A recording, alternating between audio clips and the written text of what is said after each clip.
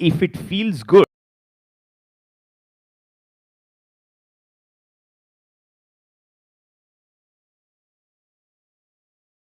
to ask this question कि we have this really complex question. एक 4 point बता दो important, and which is what you do very well.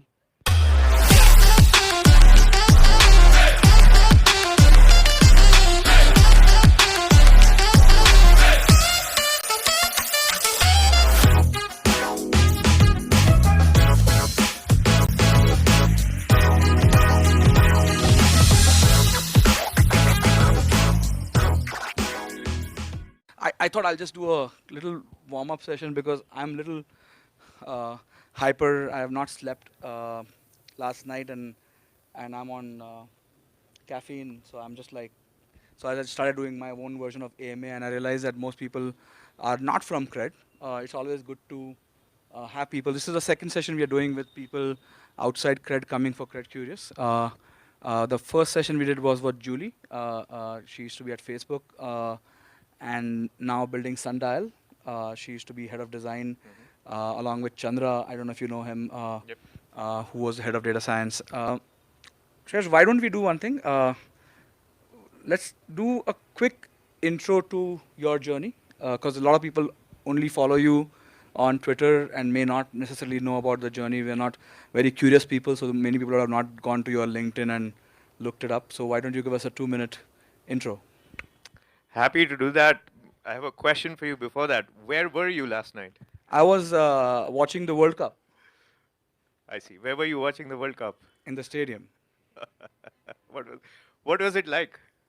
I was just telling everybody over here, it's like this 90,000 people become one, and they have the same expressions and same chants and same body language, and suddenly, and there is suddenly everybody is just hugging each other and happy with each other, and they get this feeling of, I think there was oxytocin flowing through, and seeing that at scale, it was almost like going to a safari, right? Like you see animals in large herds behave in a certain way, but in a human form, which is otherwise supposed to be like this only rational and uh, s- like tweet properly type of people. But when you go over there, like everybody is just behaving um, absolutely in their childish versions and getting excited. So it was fascinating for me.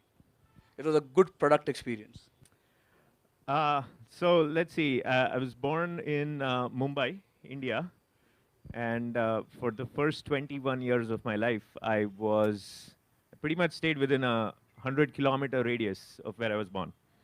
So maybe once or twice I went outside of that allowed radius, but pretty much just my experience in childhood growing up was all centered around the city I was born in. And then the very first time I even got on a plane was to go to Los Angeles to do my graduate studies. So at age 21, I went to University of California at Irvine to do my PhD. And within 1 month of that, of being in university to pursue my PhD in computer science, I realized this is not for me. I just cannot deal with academia. And so I decided within 1 month of joining university, I was starting to find ways to leave university.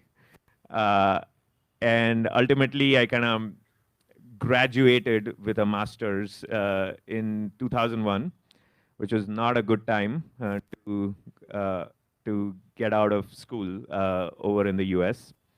If people think that the recession right now seems bad, like it's not at all. Like you have no idea what 2001 was like.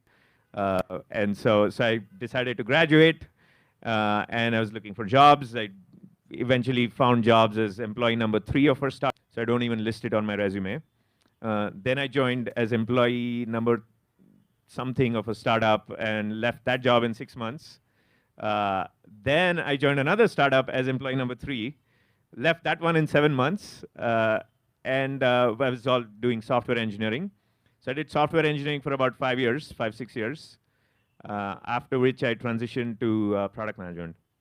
And my first real product management job was at Yahoo during its better days. And then since then, I've worked at various places, Google, Twitter, and most recently at Stripe. And have been very lucky to work on really fun products, and usually worked on kind of 0 to 1, 1 to 10, 1 to 20 types of products.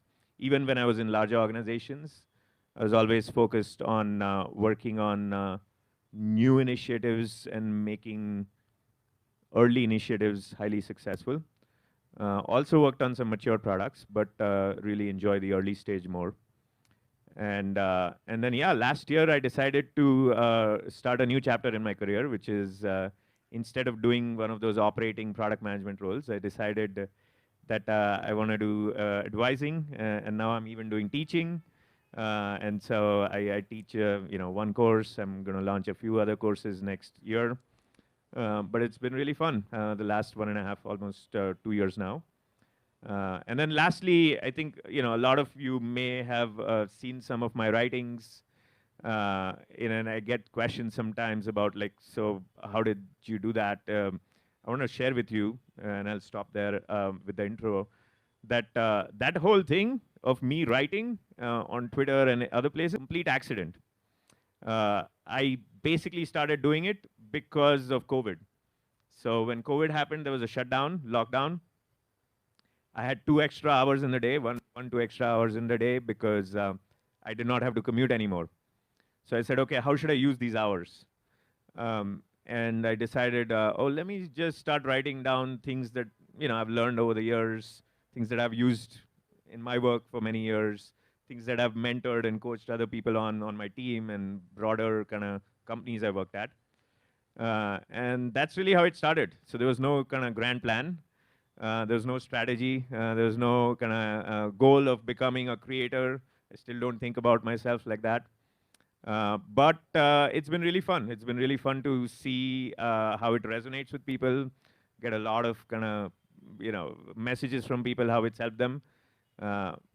So really fun, but I did want to share that it was a complete accident. I'm assuming you have a lot of followers from India. Yes.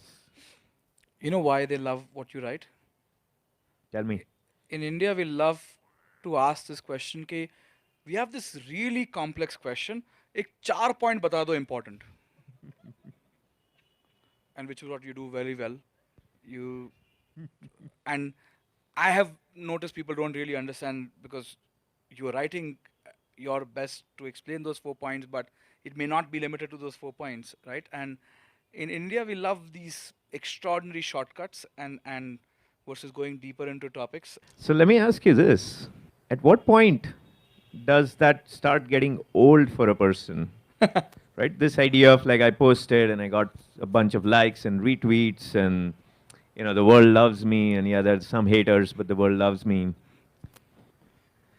How does one reach a point where you feel that immense power and influence, but then you also recognize how it is corrupting you inside? It's fascinating, right? If you meet a teenager, they are enjoying every day. They have party plans for the weekend set up, everything is set up. What they crave for is purpose in life.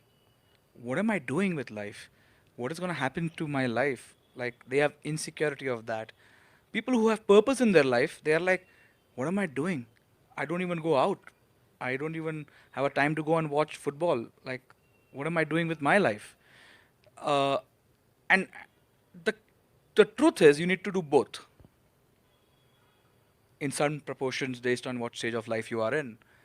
And therefore, you see the classic middle age crisis kick in. It's like, what did I earn this money for?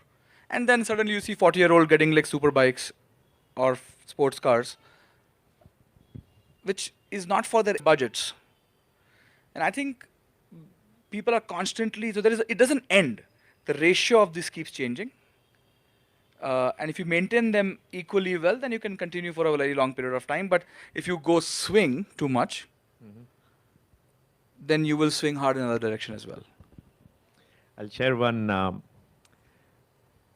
one idea that worked for me as I was going through my own little journey of like, posting on social media and getting a lot of validation, getting a lot of likes.